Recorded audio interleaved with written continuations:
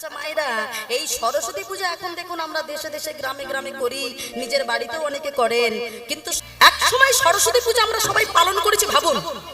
আর এখনকার সরস্বতী পূজাটা একটু পালনটা ভাবুন। এখনকার দিনে অর্চনা বন্দনা হয় নাকি ভ্যালেন্টাইন্স ডে পালন হয়? ঠিক করে বলে, অর্চনা বন্দনা আর হয় না।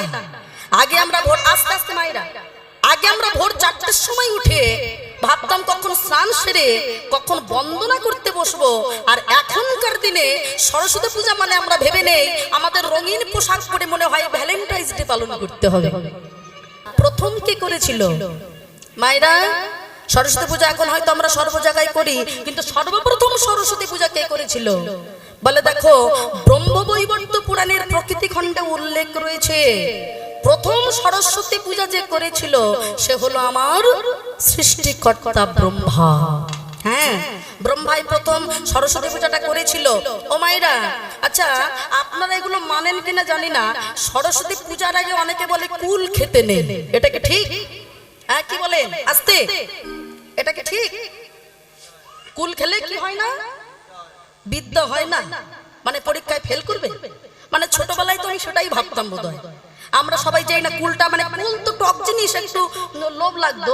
এখন যেমন ও মায়েরা, এখন যেমন গানের ভয়ে বাবা গানের জন্য গলার নষ্টের ভয়ে না হয় খাই না, কিন্তু ছোটবেলায় তো সবাই এটাই বলতো এই কুল খাবি না। মা বাবারা কি জানতো যে সরস্বতী পূজার আগে কুলটা তো কষ, ওটা খেলে ক্ষতি হবে।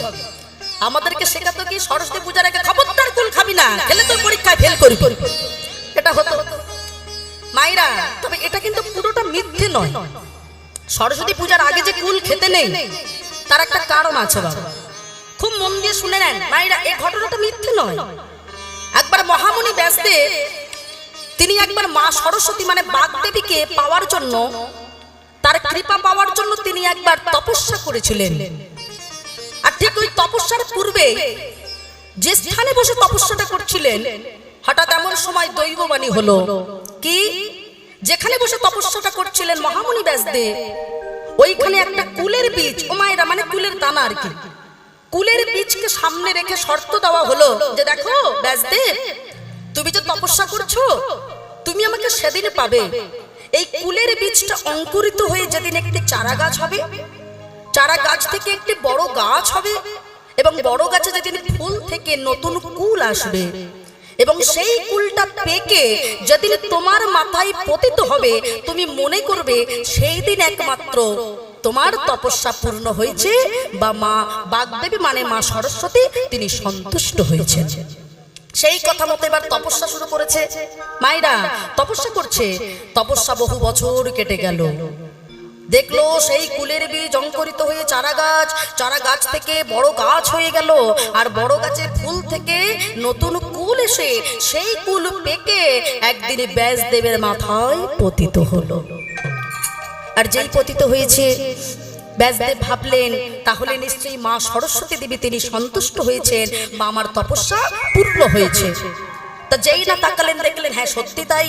তাড়াতাড়ি করে ওই কুল ফলটাকে নিয়ে, ও মায়েরা যেদিন পতিত হয়েছিল সেই দিনটা ছিল মাঘ মাসের শ্রী পঞ্চমী তিথি। হ্যাঁ, যখনই কি করলেন ওই প্রথম কুলটাকে নিয়ে মা সরস্বতীর চরণে দিয়ে তাকে নিবেদন করে তার অর্চনা করে বন্দনা করে তিনি তপস্যা শুরু করেছিলেন, ব্রহ্মসূত্র রচনা শুরু করেছিলেন। আর যেহেতু কুলের আর এক নাম হলো বদ্রী, মায়েরা কি বদ্রী, আর এই তপস্যার সাথে বদ্রীর সম্পর্ক থাকায় জায়গাটার নাম পুনরায় প্রচারিত হয়ে গেল বদ্রিকাশ্রম। বদ্রিকাশ্রম জানেন তো? বদ্রিকাশ্রম বলি না আমরা, তপস্যা করতে গেলে বদ্রিকাশ্রমে যেতে হয়। এই যে বদ্রিকাশ্রম, এখান থেকেই সূচনাটা হয়ে গেল। এই জন্য বলে যে সরস্বতী পূজার আগে যেহেতু মহামুনি ব্যাসদেব তিনি তপস্যা ভঙ্গ করেননি, তিনি কুল খাননি, লোভ করেননি, লোভ লালসা এটাকে নিজের ভিতরে সম্বরণ না করতে পারলে তো তপস্যা হয় না, তিনি তপস্যা করেছিলেন, তেমন আমাদেরকে এটা বলা হয়। আর এর যদি বিজ্ঞানসম্মত দিক দেখেন তাহলে দেখবেন বৈজ্ঞানিকরা তো একটু বিচার দিয়ে ধরেন।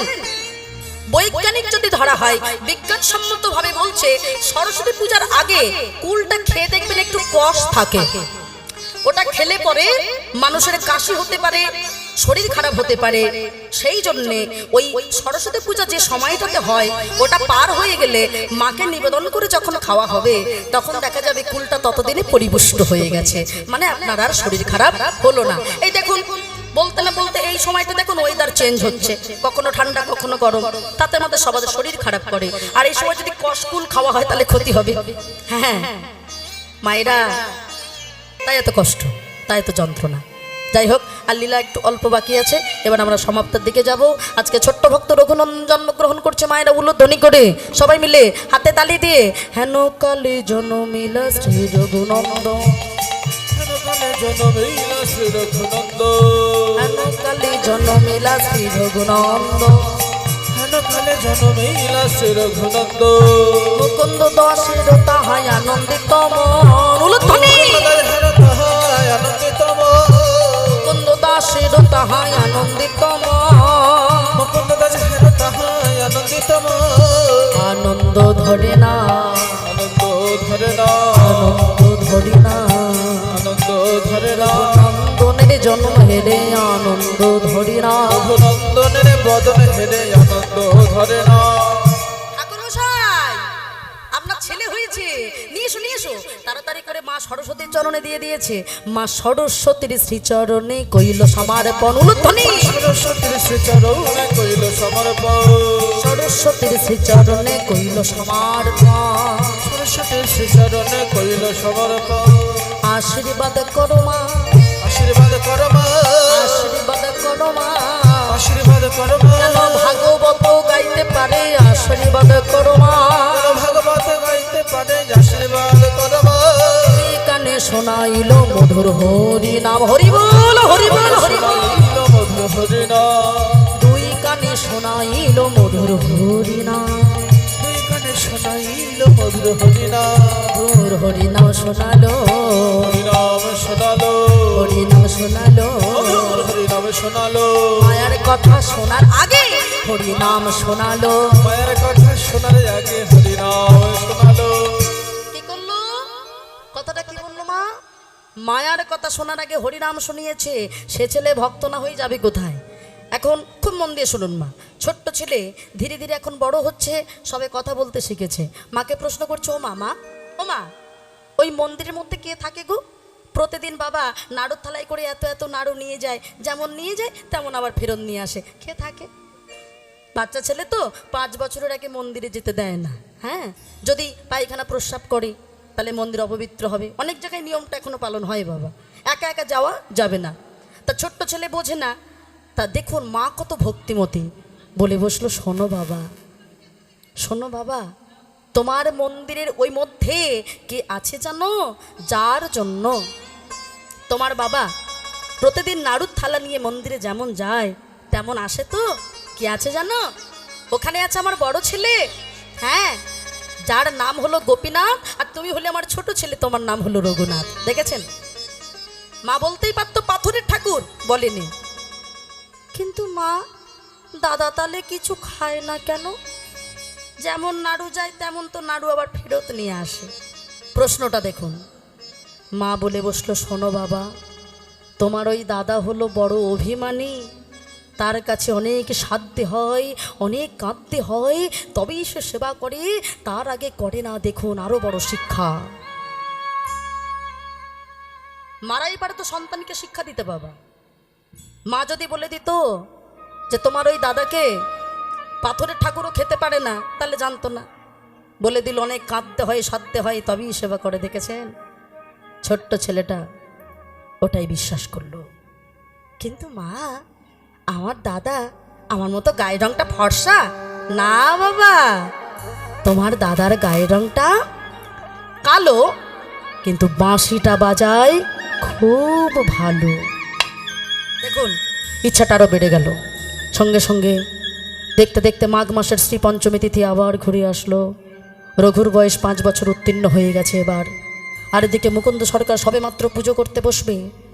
আর এদিকে যেই না একটি তুলসী পত্র যেই না চরণে দিয়েছে, দূর থেকে একটি শ্যামবর্ণের ছেলে এসে আছাড় খেয়ে পড়ল। কবিরাজ মশাই, আপনি এক্ষুনি চলুন, না হলে আমার বাবা এক্ষুনি মারা যাবে। একে আমি এখন কি করব? একদিকে আমার গোপীনাথের সেবা, একদিকে আমি এখন কি করি? হঠাৎ যেই না এমন করেছে, দূর থেকে দেখতে পেলো ওই তো দূরে আমার আমার ছোট্ট রঘু দাঁড়িয়ে আছে। আমার রঘু তো 5 বছর হয়ে গেছে। আই রঘু, রঘু এদিকে আয়, এদিকে আয় বাবা, এদিকে আয়। আমার রঘু 5 বছর হয়ে গেছে, আমার রঘুই পারবে। ও বাবা, আমাকে ডাকছো বাবা? হ্যাঁ বাবা, শোনো না বাবা, শোনো, তোমার বয়সী ছেলে দেখো না, ওর বাবা খুব অসুস্থ, ওখানে আমাকে যেতে হবে বাবা। শোনো না বাবা, তুমি একটু যাও না, এই নাড়ুখানা নিয়ে গোপীনাথের কাছে পুজো দিয়ে এসো। ও বাবা, আমি তো মন্ত্র জানি না। আমি দরজায় কান পেতে শুনতাম তুমি কত মন্ত্র বলো। ও বাবা, আমি তো মন্ত্র জানি না বাবা। এই কি বললি? মন্ত্র? এই মন্ত্র কথাটা বারবার বল, বারবার বল দেখি। সঙ্গে সঙ্গে বলছি বাবা মন্ত্র তো আমি জানি না। হ্যাঁ, আমি মন্ত্রটাই বারবার বল। বলবো? ওই তো মন্তর মন্তর মন্তর মন্তর মন্তর মন্তর মন। ওরে রঘু, মন্তর কথাটা বারবার বলতে বলতে তোর উচ্চারণ দাঁড়িয়ে গেল তোর মন। তোর মন যদি ঠিক থাকে কিবা হবে মন্তরে? মন্তর লাগে না রে, একবার মন থেকে তুই পুজো দিয়ে আয়, দেখবি তোর দাদা ঠিক খাবে। যেই বলেছে বাবা, ছোট্ট রঘু তো বোঝে না, ওদিকে মাও বলেছে ভালোবেসে সেবা দিলে ঠাকুর ঠিক গ্রহণ করে। সুন্দর করে নাড়ুর থালা নিয়ে ধীরে ধীরে মন্দিরের মধ্যে প্রবেশ করেছে। পিতা ডোয়া দেশ পাইয়া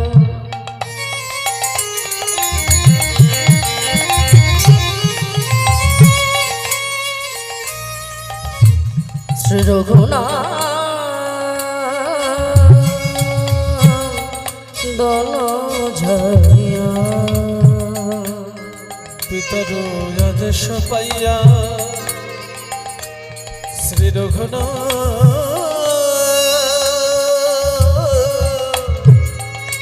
নন্দনে যাইয়া গোপীনাথে সম্মুখে আসিলা, গোপীনাথে সম্মুখে আসিলা। আরে গোপীনাথ সম্মুখে আসিলা, গোপীনাথে সম্মুখে আসিলা।